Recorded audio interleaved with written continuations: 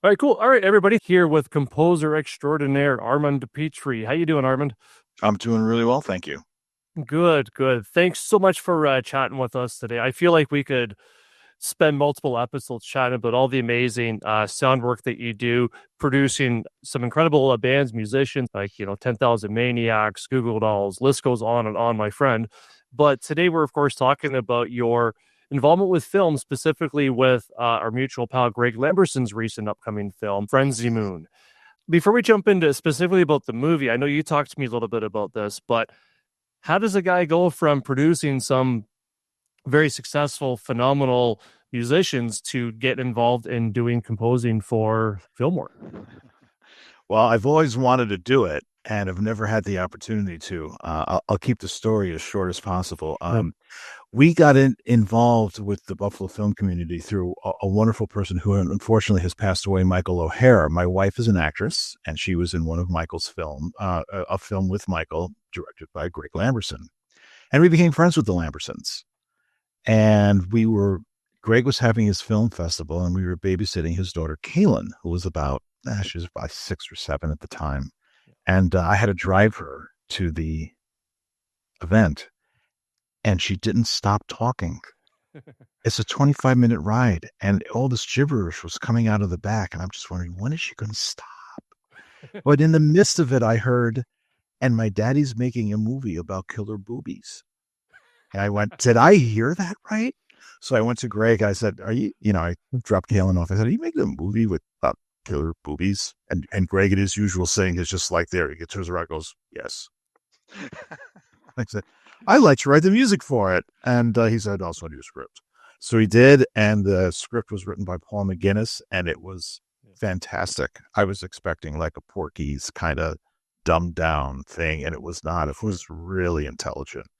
So essentially, that's how it started, and it was an interesting viewpoint from doing that film because I had not known a lot about film scoring, but they wanted songs in the movie, and I was very used to working with songs. I've been a record producer for about 40 years and making everybody's songs better. And uh, my wife said to Greg on the phone once that this is a musical, and it was actually made into a musical. But then Greg said, I've always wanted to put a musical number in a horror film. So I wrote the song Fun Bags, and everybody loved it. And that's where, and I guess Greg up until now said Killer Rack was still one of my favorite, his favorite soundtrack of mine. So it started a great relationship. Fantastic. And it's kind of interesting you mention all that because I do want to talk to you about a what I think, anyways, is a unconventional approach to preparing to score a film, and I can't think of a more unconventional way to go from mass music production into doing the killer rack to werewolves. So here we are. So getting into the thick of things from fun bakes to werewolves. I thought it was really cool when I was on the set for a couple of days of filming. I was, and Greg too was actually mentioned that he was a little bit surprised, but he's like, he trusts your intuition in your process of being on the set.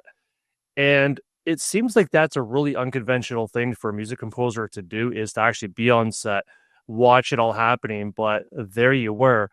Can you maybe give us a bit of an idea of what that, what that did for your process, actually being there? I saw that you're taking a lot of images, filming some of the behind the scenes stuff, watching the process, and then how did that affect what you did in the studio once you got behind all the controls? I have to say that Greg has always been very generous in letting me come on sets. I was actually rather surprised by it, but he said, "You're welcome anytime you want to come on the set."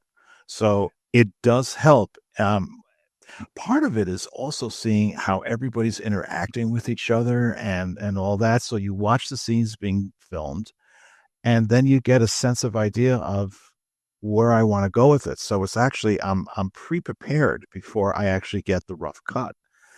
And Greg's always been that way.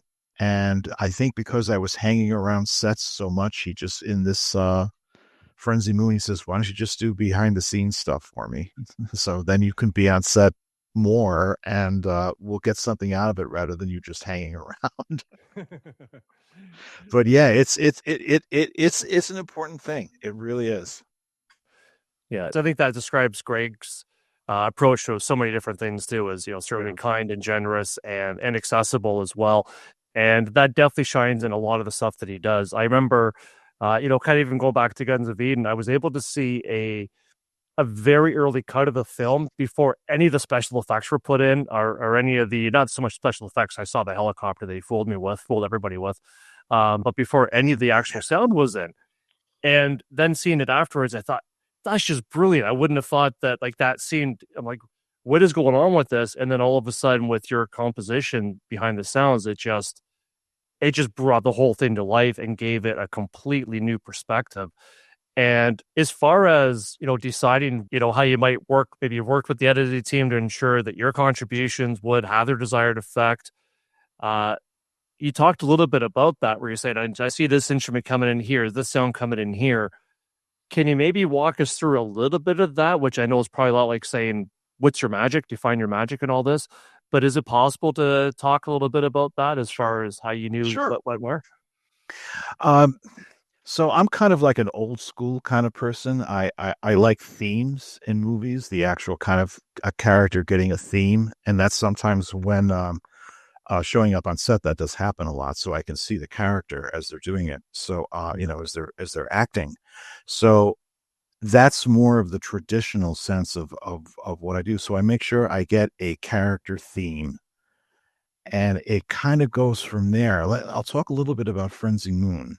Sure, please. Uh, Greg wanted a modern score for this. So he says, I necessarily don't want a theme. I don't want character themes. I want a modern score. And I actually kind of have a lot of trouble with modern scores because sometimes they're just noise in the background. And the two movies that really opened my eyes to this were the two Smile films. Those are they're soundscape. I call them soundscapes rather than like musical compositions and all. And the Smile Mhm. films just blew me away. So Greg said he wanted that. So I went, okay. So I got a very rough cut and started working on the beginning of it. And did it. Greg came over and listened to it, and I really hated what I did. So I redid it again, and I did put in some musical references to it. And I felt a lot better about it. But let's talk about the last 8 to 9 minutes of Frenzy Moon, which is all the action stuff. So I'm watching the rough cut, and I said to myself, oh my goodness, there needs to be 8 to 9 minutes of continuous music in this action scene. So you have to look at the scene and go, what am I going to do and how am I going to reflect what's happening on the screen? And it took me 2 weeks to compose 8 minutes of music because I wanted it to be so screen specific. And it's got to lock perfectly. If you're in film scoring, there's time code, and it's usually in hours, minutes, seconds, frames. And I was actually syncing to 100th of a frame to make sure that that stuff is actually happens when that scene changes. So I don't want to give too much away about the last 8 minutes of the film, but I'm watching. I'm going, okay, we have to do this. So it's like suspense, relax, um, action, killing. So you just kind of watch all that and you go, what am I going to do to work here? And then it all has to essentially be in, you have to choose a key that you're going to do the film in. So you just kind of mess around, pick a key, and then you got to basically stick with it because you've got a lot of this music that's going to be crossfade. So does that answer it? I think so. Question. And when you say to pick a key, in my brain, I'm thinking, I'm trying to find a reference that I can better, kind of equate what you're talking about, what you're referring to. And are you referring to sort of like how you would maybe pick a singular color and then your entire palette is based around that color? Is that similar to what you mean by picking a key and then? Um, there is one theme in Frenzy Moon. There is a theme in it. I just put I call it the werewolf theme. It's an E minor. So Okay. so the film shifts between E minor and A minor. I very rarely go to a major chord, a major sequence in it. So it's between A minor. So I kind of shift in between um, move between those two keys, and they have to work together. So that's Gotcha. like I think uh, uh, Johnny Gruesome was like D minor. So you pick that and then you kind of work with it. Interesting. And for you, what mood does that determine as far as having those very specific keys? It's the theme that pops in my head when I'm on the set, and I can't change the key. So I just like, okay, I got this ya da da da da da da da da. I'm like, okay, there it is. It's an E minor. Okay, that's the key of the movie. Perfect. And I know that's probably a real, and that does answer the question as well. And I'm sure there's a lot of, both cinephiles and audiophiles that are out there that know exactly what you mean. They're all nodding their heads, looking at me, nodding my head, thinking he doesn't know what he's talking about, or he doesn't understand what's going on here. But we get it. And I guess really it kind of goes back to trying to help you or ask you to define your magic and essentially take us through all the 40 years or so that you've had of refining your ear. It's just that's where you're good at what you do because when you have it, you know you have it.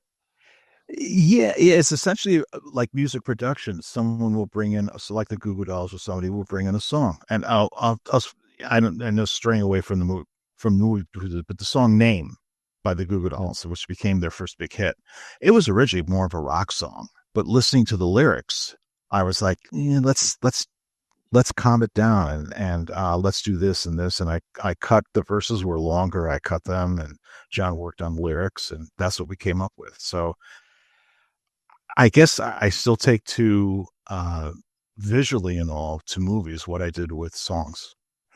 Right. Okay.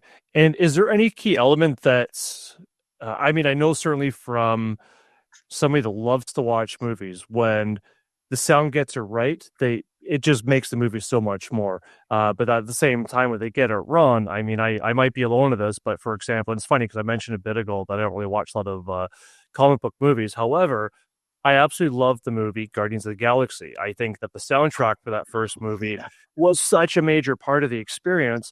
But, and I might be wrong about this, people might start throwing tomatoes at their screen here, but I thought that the soundtrack for the second one kind of ruined the experience. It was completely different. It just didn't seem to sync up very well with what was going on, at least for me personally. But when you're doing the composition, Armin, how do you know when you're watching it all back that you're like, yeah, I nailed that? Not just from a technical point, but a sensory point. I don't cringe. And I want to hear it again. Going into yeah, Guns of Eden. Greg was doing the Indiegogo or whatever he was doing to raise money. So he said, "Oh, let me do something to help it along."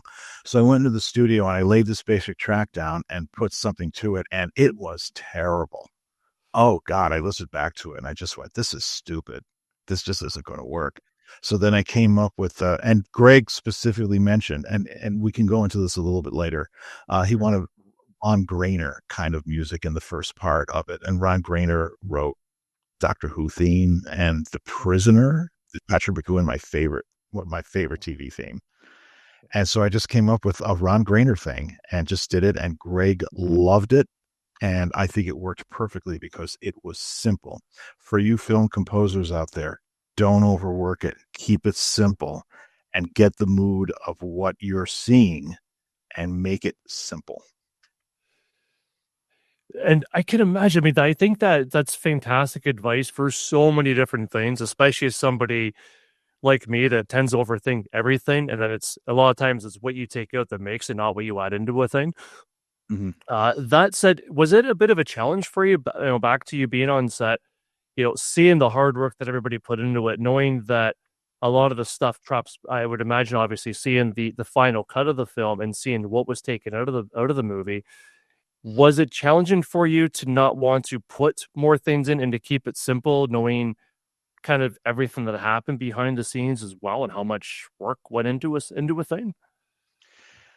Yeah, and a couple of the key scenes. I was there for. I don't want to talk too much about the movie, but I was there for Sure. one of the key scenes, and bam, I just got the mood.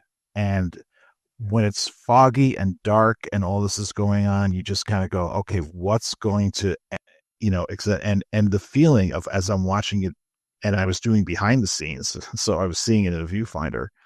Uh, what is it making me feel? And believe me, oftentimes you'll score something and then you'll listen back and you just go, I've got to change this. This wasn't right. Gotcha. And you Like mentioned the it before. Oh, sorry, go ahead. like the intro to Frenzy Moon. Gotcha. That was changed a couple times, was it? Yes, it was. Yeah. You see that with a little bit of teeth being gritted a little bit. I take it there was a bit. Maybe that's a good question to ask you as well, as far as what Greg maybe had in mind and what you thought would be more effective. Was there? No, he lets me run with it. He very rarely has. I mean, every now and then he'll comment about something, but for the most part, he just lets me go with it. And he may come up and say, "Oh, I want." Usually, he wants a jump scare. I hate doing jump scares. There's like 40 tracks of like something to make you go, "Oh." Uh, Yeah. uh, but every now and then, he may say, "Oh yeah, I want this here, I want that there." Oh, okay, yeah, that's no problem. I think the only time that we ever really disagreed was in Widow's Point. I did a auto harp thing with a baritone guitar. He's to this day still doesn't like it. I think it's perfect. I think it's perfect. Yeah, but for the most part, Greg is incredibly knowledgeable about soundtracks. The fact that he can even tell me Ron Grainer and I want this to sound like this and this to be like this, just shows he knows his stuff, and I guess he trusts me enough to let me go with it. Yeah, and cool thing about Greg is he's as much of a music fan as he is a film fan too, and he absolutely gets the the marriage of the two of them and how it can make or break a viewer's relationship with the film. One thing too, what I thought was really interesting, Armin, is that you mentioned earlier that of course your wife Kim Piazza, who is an incredible actor herself, was also of course on set, and I believe I hope I get her actual title right on that. I know she had a few different. I've already had lots of hats. That's just indie filmmaking.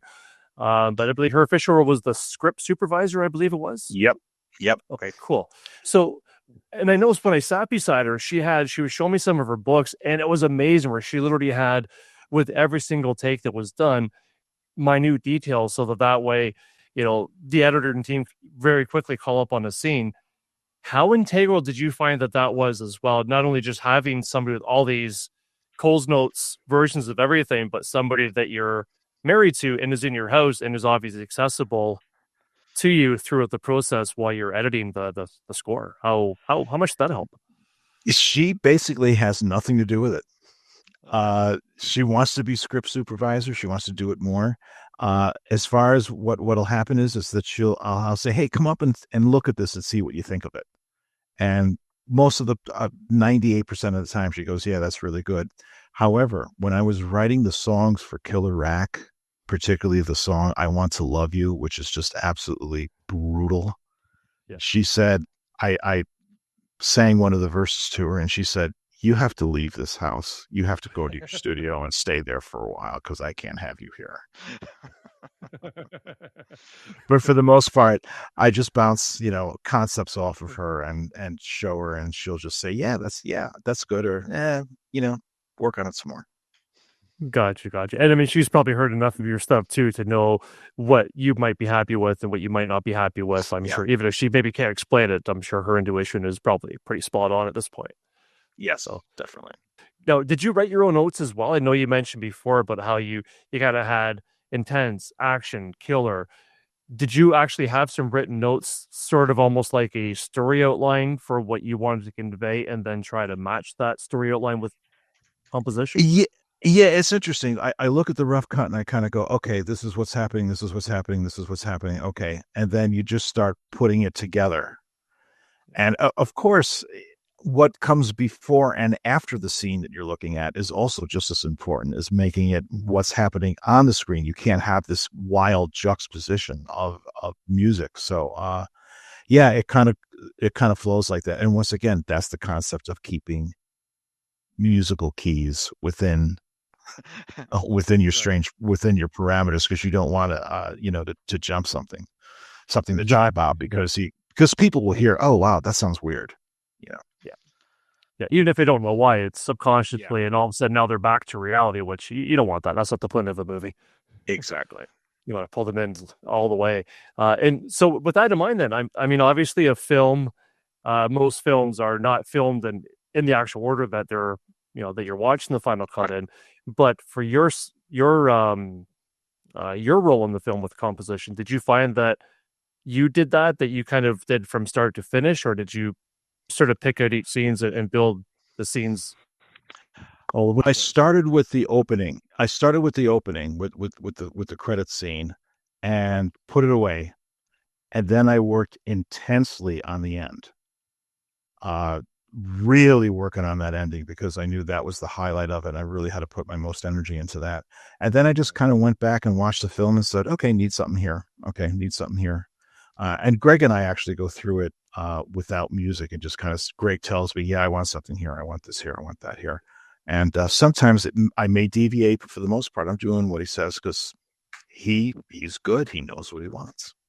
Yeah, perfect. And I really hope too that with that in mind, I believe, if I'm not mistaken, that my cameo there as well. I'm not going to tell anybody where I cameo at because I don't want to ruin the surprise. But I believe that is towards the end of the movie, and I would imagine you probably put the most, bombastic based on there what I enter the scene, right?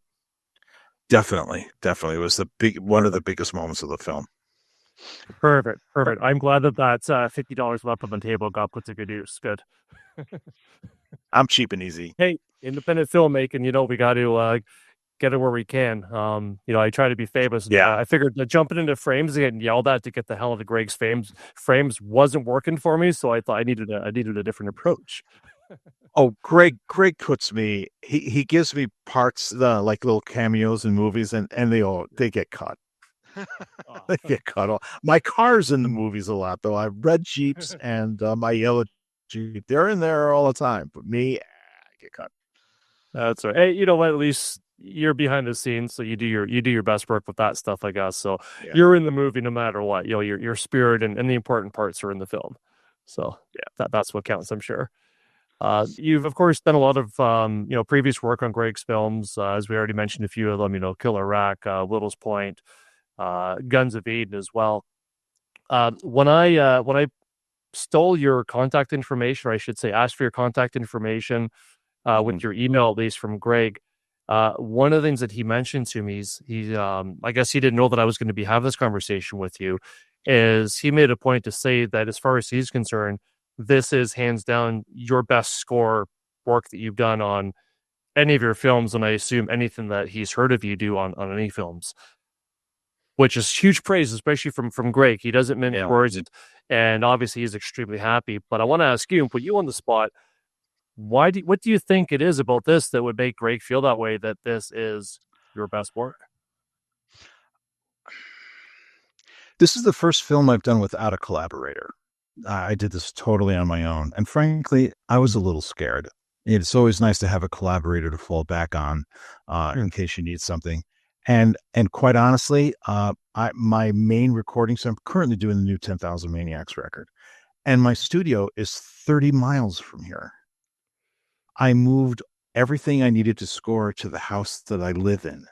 And I think the amount of time that I was able to put in on this made it, you know, uh, made it one of the quote unquote best scores in Greg's eyes. Also, Greg was able to come over and see it as it was being built.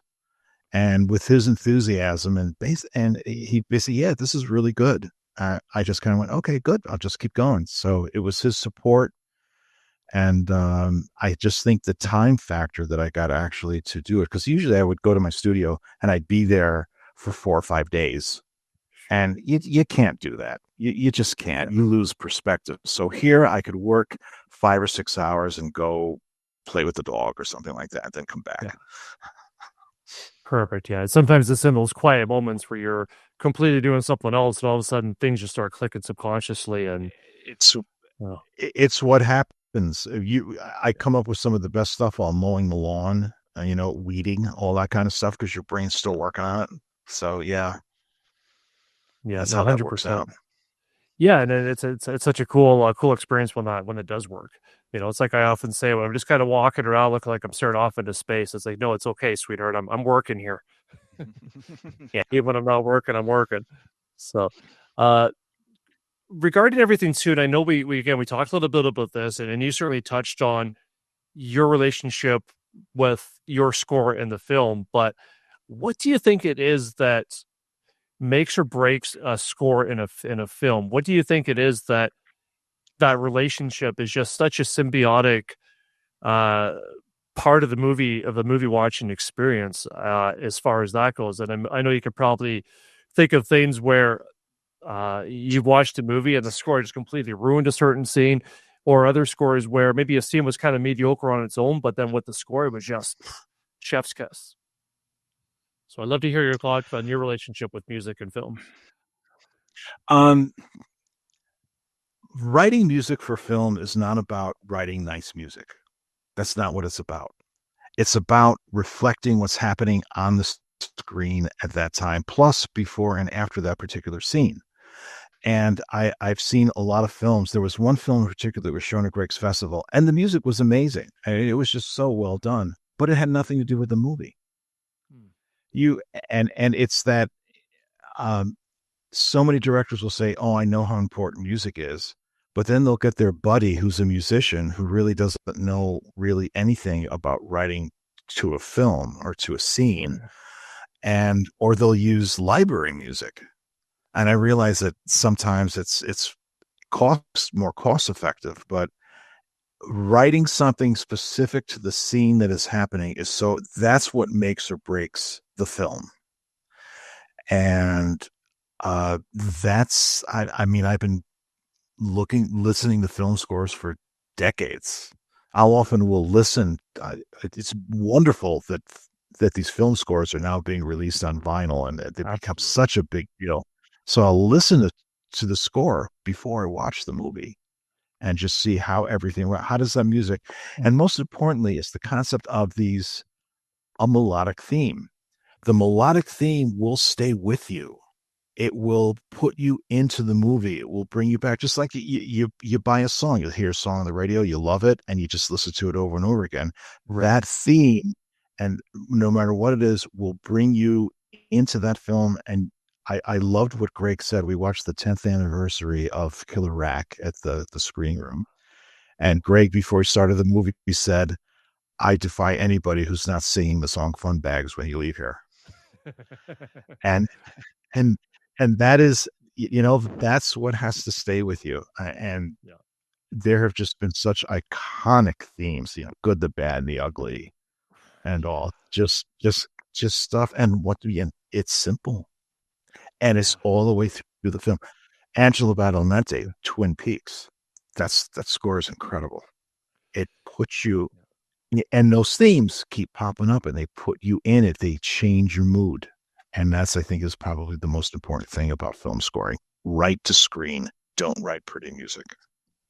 Perfect. That's amazing perspective, and I think a lot of people watching this that are maybe thinking about going into that area of their lives as far as maybe making some films, making music for even for videos and things like that. That just seems like fantastic advice. I mean, I know a couple of years back when I was out in DC, I ended up going over to Georgetown, where of course The Exorcist was filmed, and I was at the bottom of the stairs, and to your point, I looked and yeah, these are pretty creepy stairs. It was nighttime, and oddly enough, there's a full moon, so that was kind of perfect. But it's kind of creepy, and but there's something missing. So of course, out comes my phone. I put in the Exorcist theme song. I'm walking up the stairs, and I'm like, that just completely nails it. Now I'm nervous.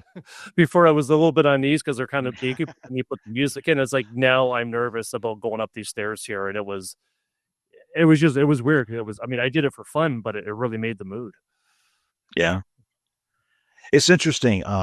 Another score I really like is Sorcerer by Tangerine Dream. And Okay, haven't seen that. it kind of goes against what I'm saying because they never saw the film.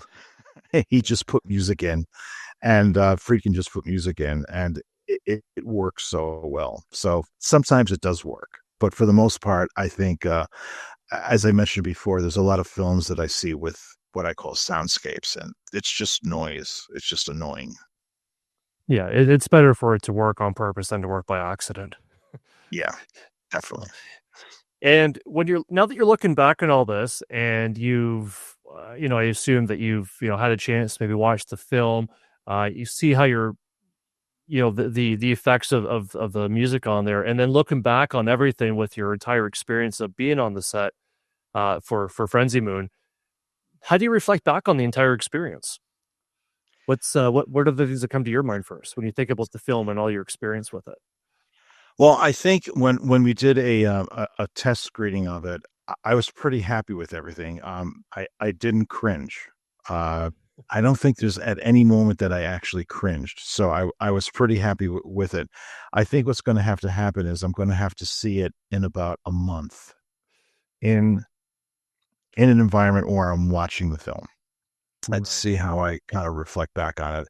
Basically, all I can think about right now is, and I have to do a cue sheet with all the time code numbers on it. So I'm still working on it. So once I can separate it, it's the same Yeah. thing with when I did an album, when I did an album, you listen to it in the mastering room and you go, oh God, I wish I'd done this. I wish I'd done that. I wish I'd done this. And then you listen to it 2 years later and you go, wow, this is a pretty good record.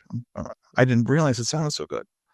That's good. That's good. That's a beat. That sure beats, looking at something from a couple of years ago and just wanting to tear your hair out and want to disassociate from it altogether for Yeah. whatever reason. So, and now if you don't mind me asking, why are you writing the cue sheets for the music? Because I thought your work was done now that it's off to a distributor.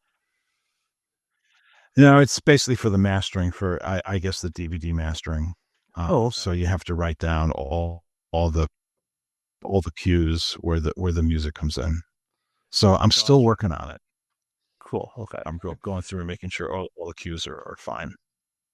Perfect. And are you, because I know you've done some behind the scenes stuff previously with, putting together DVD specials. Are you going to be doing anything similar to that for Frenzy Moon that you're aware of? Not that I know of.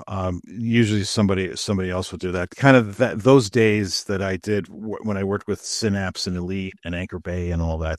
That's kind of over. Gotcha.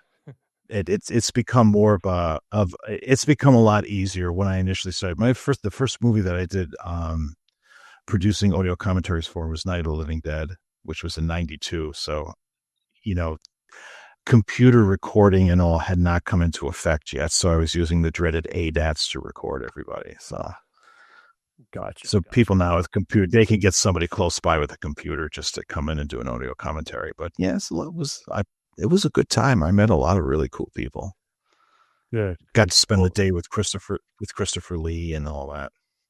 how cool would that be? Did he sing for Yeah, it you? was very No, he did not. He did not sing, but he was very nice. I was really sorry. I'll tell you who did sing for me, and I got to do a commentary with James Bernard, who was the main composer for all the Hammer films. And Oh, yes, he did sing. So he did sing some themes for me, which I thought was just marvelous. that's super cool. Yeah, no, it's amazing that when you go back and these amazing icons are such humble, kind, and approachable people. I know as we talked about kind of off cam before, I'm going through Vincent Price autobiography, and of course, Christopher Lee comes up quite a bit, and he just seems like just a great person to work with. So I'm sure that was a very cool experience. I've actually met the man. And I do And have it, to mention oh, something about the go ahead. Lambersons. Producer of a lot of these movies is Greg's wife, Tamar. And I'll tell you, she's the rock that holds everything together. Uh, you know, Gray's the director and the writer and all that, but I'll tell you, Tamara is just as important. She's a rock, man. I gotta tell you. Yeah, absolutely steadfast. And then I got to see a little bit about that, a little of that too on the set. I mean, she's wasn't feeling well at all, and she still managed. I mean, she's camped out of the car, trying to feel better, coming in, doing her thing, and she's just all in. Yeah. So as we kind of wrap things up here, Armin, again, thank you so much for your time. I do want to kind of remind everybody as well that's watching this, if they could do a really quick, easy thing to make sure that this video and other conversations that I'll be having about Frenzy Moon can reach all the right people like all of you guys. If you guys can just quickly hit the like button as well, that'll help pull the video towards people just like you and me that love horror films, that really love a good practical effects driven independent werewolf film. Guarantee you with everything I've seen before from Greg, hearing everything, all the work like folks like Armand are putting into this is not going to be a film to miss at all. And Armand, I'm going to put over to you, who, of course, you've seen a lot of the behind the scenes stuff too. You've gotten to see it throughout the editing process. Not to put you on the spot again, but why should people see Frenzy Moon? Not the Frenzy Moon, Frenzy Moon.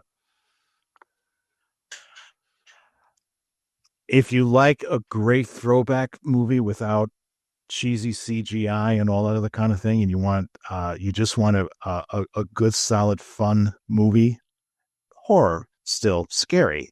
But if you just want to, it's one of us, kind of what all Greg's movies are like. They're just so much, it's just so much fun. And I think he really draws you into the story. Yeah, see Frenzy Moon. It's a good throwback. I love it. 100%. So we'll look forward to Barking at the Moon along with Frenzy Moon this fall.